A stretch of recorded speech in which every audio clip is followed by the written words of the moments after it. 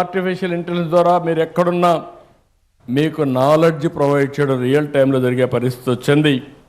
అందుకే భవిష్యత్తులో భారతీయులు నాకు ఏమాత్రం మనం లేదు, అద్భుతాలు సృష్టించబోతున్నారని మరొక్కసారి ఈ సభలో మీ అందరికీ విజ్ఞప్తి చేస్తున్నా.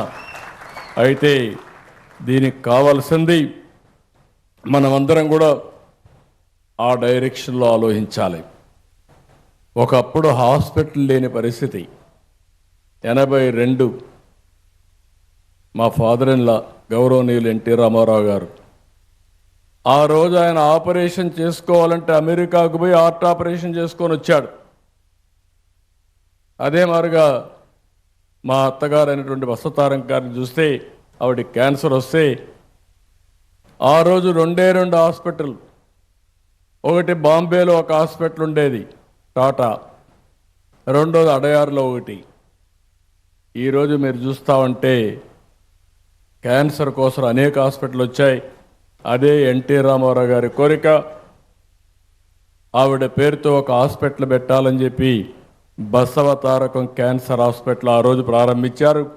ఈరోజు బాలకృష్ణ గారు హాస్పిటల్ సమర్థవంతంగా నిర్వహించే పరిస్థితికి వచ్చాడు.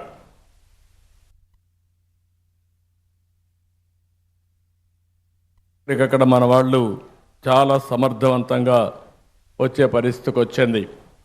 ఇంకా రాను జెనెటిక్స్ టెస్ట్ కూడా, జెనెటికల్ టెస్టులు చేసిన తర్వాత ఏ వ్యక్తికి ఎలాంటి డిసీజెస్ భవిష్యత్తులో రాబోతాయో ముందుగానే ప్రిడిక్ట్ చేసేస్తున్నాం.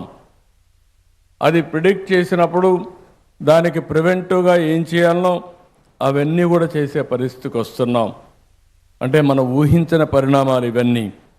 అయితే ఈరోజు నేను ఒకటే మిమ్మల్ని అందరినీ కోరుతున్నాం, అవేర్నెస్ కూడా. వారు చాలా భాస్కర్ గారు ఒక మాట చెప్పారు, హాస్పిటల్కి పోకుండా ఉంటే that is the best way.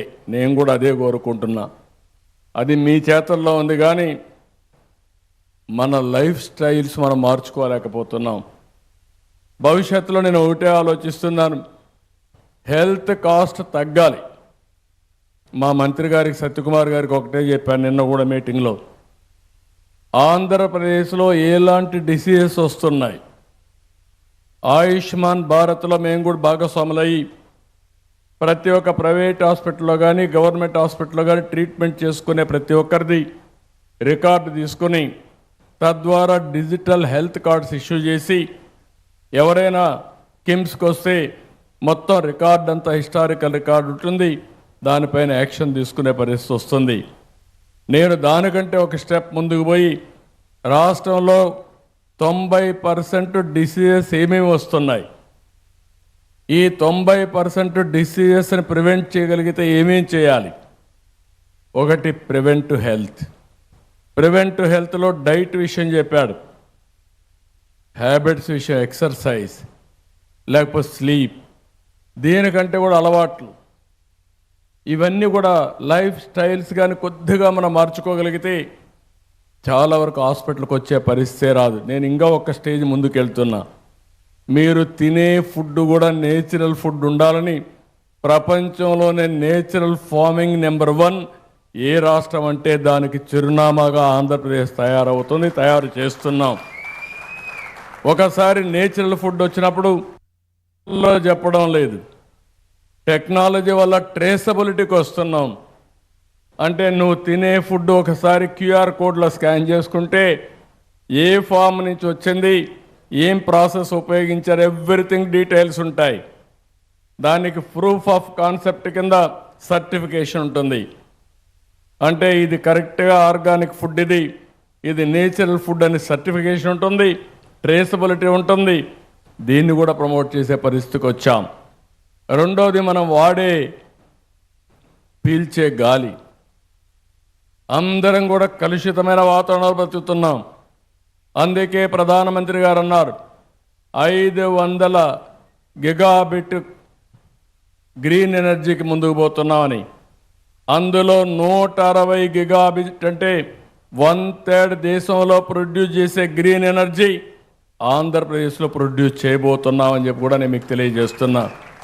దీనివల్ల లాభాలు ఏమిటని మీరు ఆలోచిస్తే, ప్రతి ఒక్క ఇల్లు ఇంటిపైన సోలార్ ఉత్పత్తి చేసుకునే పరిస్థితి వస్తుంది. దానిపైన మా గ్రిడ్ అంతా కూడా డిమాండ్ సప్లై కింద పనిచేస్తాం.